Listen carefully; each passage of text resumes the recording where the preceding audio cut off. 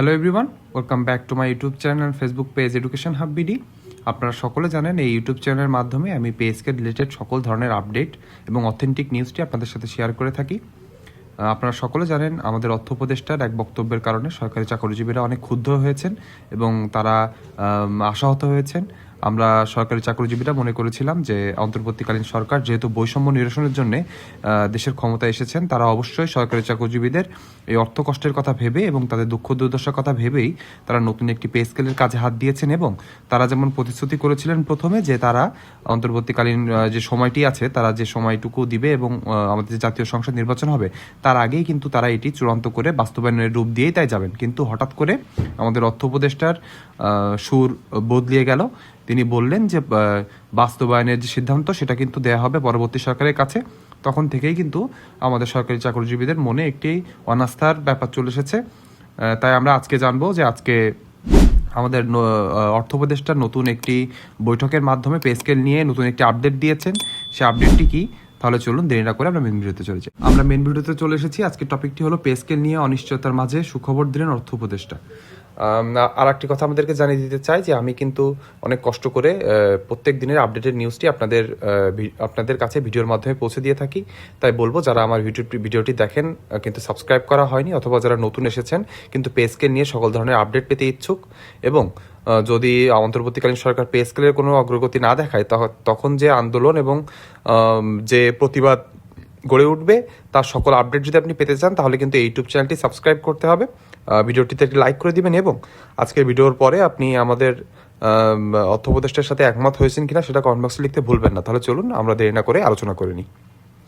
অন্তর্বর্তী সরকারের অর্থ উপদেষ্টা ডক্টর সালেউদ্দিন আহমেদ জানিয়েছেন সরকারি চাকরিজীবীদের জন্য নতুন পে স্কেল পুরোপুরি ঘোষণা না হলেও একটি পূর্ণাঙ্গ ফ্রেমওয়ার্ক বা কাঠামো তৈরি করে রেখে যাবে সরকার। তার মানে বুঝতে পারলেন সরকার কিন্তু তার মানে বুঝিয়েই দিল যে তারা কিন্তু সত্যিই আমাদের পে স্কেলের কাজ নিয়ে তারা চূড়ান্ত সিদ্ধান্ত নিবে না, সেটা কিন্তু পরবর্তী সরকারের কাছে তারা দিতে যাচ্ছে এবং তারা বলতে যাচ্ছে যে তারা পূর্ণাঙ্গ একটি কাঠামো, তার মানে পরবর্তী সরকারকে এসে যেন একটি পে কমিশন গঠন করতে না হয়, তাদের কাছে যেন সব তথ্য থাকে সেই কাজগুলোই তারা এগিয়ে দিয়ে যাচ্ছে যাতে পরবর্তী সরকার এসে অর্থ সংকলন হলেই যেন তার সাথে সাথে পে স্কেলটি বাস্তবায়ন করতে পারেন। এটাই কিন্তু আমাদের অর্থ উপদেষ্টা ইঙ্গিত দিয়েছেন। তিনি বলেন, অর্থাৎ আমাদের অর্থ উপদেষ্টা বলেছেন আজকে আমাদের সময়ে এটা সম্পূর্ণ করা সম্ভব হবে কিনা কিছুটা অনিশ্চিত, তবে আমরা এমন একটি ফ্রেমওয়ার্ক দিয়ে যাব যাতে আগামী সরকার দ্রুত সিদ্ধান্ত নিতে পারে। তার মানে বুঝতে পারলেন তারা একটি কাঠামো তৈরি করে যাবে নতুন কমিশনের জন্য যে ন্যূনতম বেতন কেমন হতে পারে, সর্বোচ্চ বেতন কেমন হতে পারে, গ্রেডগুলো কয়টা হতে পারে, তাছাড়া যে সুযোগ সুবিধা অর্থাৎ আমাদের চিকিৎসা ভাতা, বাড়ি ভাড়া এবং অন্যান্য যে ভাতাগুলো বৃদ্ধির কথা বলা হয়েছে সেগুলো কতটুকু বাস্তবসম্মত সেগুলোই কিন্তু একটা কাঠামো আকারে তারা রেখে যেতে যাচ্ছে পরবর্তী সরকারের জন্য। বুধবার 12 নভেম্বর সচিবালয়ে সরকারি ক্রয় সংক্রান্ত উপদেষ্টা পরিষদ কমিটি এবং অর্থনৈতিক বিষয় সংক্রান্ত উপদেষ্টা পরিষদ কমিটির বৈঠক শেষে সাংবাদিকদের প্রশ্নের উত্তরে তিনি একথা জানান। অর্থ উপদেষ্টা বলেন, পে কমিশনের কাজ খুব জটিল ও সময় সাপেক্ষ। এটি একেবারে স্বাধীনভাবে কাজ করছে, সেখানে সরকারের সরাসরি হস্তক্ষেপ নেই। আমরা সকলে জানি যে পে কমিশনের কাজটি সহজ নয়, কিন্তু আপনারা যে 6 মাসের অধিক নিচ্ছেন এবং এতগুলো সংগঠনের সাথে আপনি বসে তাদের প্রস্তাব নিয়েছেন, সরকারের এত পর্যায়ের আমলা সহ বিভিন্ন অর্থনীতিবিদ সহ বিভিন্ন সুযোগ সুবিধা তাদের কাছেই রয়েছে, এতগুলো অর্থ তারা নষ্ট করছে প্রত্যেক দিন কমিশনে বসে এবং সময় অপচয় হচ্ছে। তাহলে কেন তাদের এত সময় লাগছে? 6 মাস কি যথেষ্ট না একটা পে স্কেল গঠনের জন্য? আমরা মনে করি এটি শুধু কালক্ষেপণ করারই একটা ছুতো। আপনারা যদি সরকারি কর্মচারীরা যদি এক দফা এক দাবি ডাক দেন এবং তারা যদি বলেন যে আমাদের 2026 সালের শুরুতে অর্থাৎ জানুয়ারি মাস থেকে নতুন পে স্কেল বাস্তবায়ন চাই, এক দফা এক দাবির ডাক যদি আসে এবং কর্মবিরতির ডাক যদি আসে, আপনি পালন করবেন কিনা এবং আপনি সকল সরকারি কর্মচারীদের সাথে আছেন কিনা সেটি কমেন্ট বক্সে লিখতে অবশ্যই ভুলবেন না।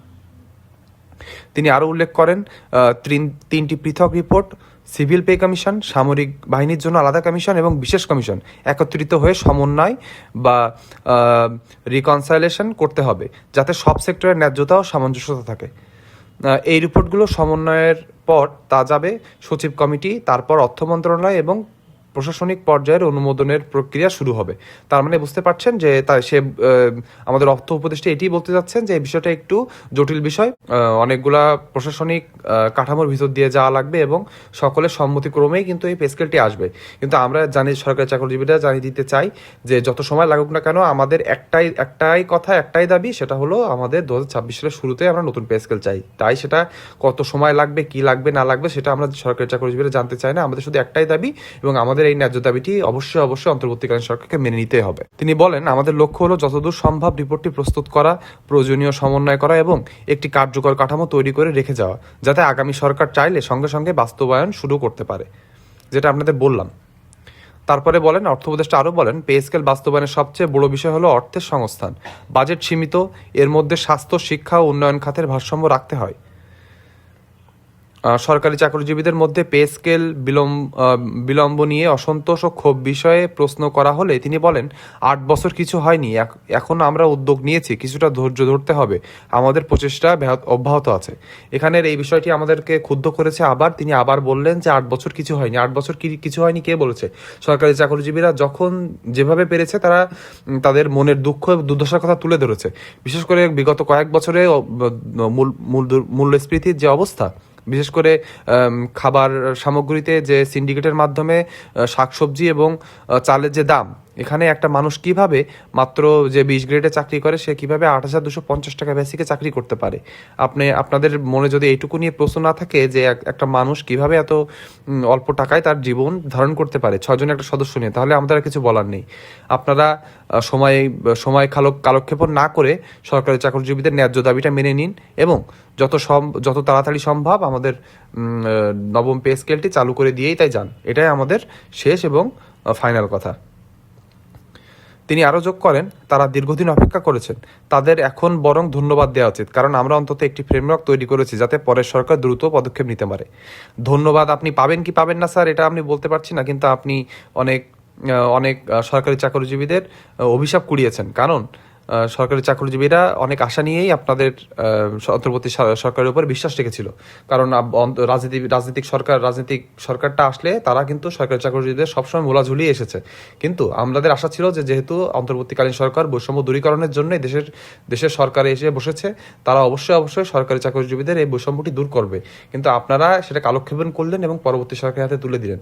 আপনি কি কোনোভাবে বলে দিয়ে যেতে পারবেন যে পরবর্তী সরকার আসলেই 1 বছরের ভিতরে এটি বাস্তবায়ন করবে? না, আপনি বলতে পারবেন না। সরকারি চাকরিজীবীরা কিন্তু এভাবেই সারা জীবন ঠকে এসেছে এবং সরকারি চাকরিজীবীদের এভাবে মূলা ঝুলিয়ে দেয় সকলে। তাই আমরা বলবো, আপনারা কালক্ষেপণ না করে আপনারা আপনাদের কাজটি ভালো করে করুন এবং একটি বাস্তবসম্মত এবং ন্যায়সঙ্গত একটি পে স্কেল আপনারা আপনাদের যে সময় আছে, তার মানে আপনাদের ফেব্রুয়ারি 15 তারিখের আগে, আপনারা যেহেতু আপনাদের সময় এইটুকুই, আপনারা এর ভিতরেই নতুন পে স্কেলটি বাস্তবায়ন করে দিয়ে তাই যান। ডক্টর সালেউদ্দিনের মতে, রিপোর্টগুলো একবার সম্পন্ন হলে আগামী সরকার এটি খুব সিরিয়াসলি নিতে বাধ্য হবে। এর কারণ এটি ইতিমধ্যে স্বাধীন কমিশনের সুপারিশের ভিত্তিতে তৈরি হয়েছে। তিনি আশ্বস্ত করে বলেন, অর্থনৈতিক সংস্থান নিয়ে আমরা আশাবাদী। প্রয়োজনীয় অর্থ থাকলে বর্তমান পে স্কেল চালু রাখতে কোনো সমস্যা হবে না। তবে নতুন পে স্কেল কার্যকর করতে কিছু প্রশাসনিক প্রক্রিয়া সম্পন্ন করতে হবে। অর্থ উপদেষ্টা শেষ করে বলেন, পে স্কেল শুধু বেতন বৃদ্ধি নয়, এটি জাতীয় অর্থনীতির কাঠামোর একটি গুরুত্বপূর্ণ অংশ। তাই সিদ্ধান্ত নিতে সময় লাগলেও এটি হবে ভালোভাবে এবং পরিকল্পিত ও টেকসই। তার মানে বুঝতে পারলেন, অর্থ উপদেষ্টা কিন্তু ইনডাইরেক্টলি বুঝাই দিলেন যে তাদের আমলে কিন্তু কোনোভাবে পে স্কেলটি দিবে না। কিন্তু আমরা কিন্তু এখনো আশাবাদী হতে চাই। আমরা শুধু যেহেতু 15 নভেম্বর পর্যন্ত একটি আলটিমেটাম আছে, আমরা 15 নভেম্বর পর্যন্ত ওয়েট করতে চাই। তারপরে আমাদের সরকারি যে সংগঠনগুলো আছে, যারা আমাদের সরকারি চাকরিজীবী এবং কর্মচারীদের কল্যাণে কাজ করে থাকেন, তাদের কি কি নির্দেশনা আসছে সেগুলো আপনাদের সাথে শেয়ার করব। সকল পে স্কেল রিলেটেড সামনের দিনের অনেক আন্দোলন এবং প্রতিবাদের সকল আপডেট দিতে হলে কিন্তু আপনার একটি মাত্র ইউটিউব চ্যানেল সাবস্ক্রাইব করে রাখতে হবে। আজকের ভিডিওটি এ পর্যন্তই। সবাই ভালো থাকবেন। ধন্যবাদ।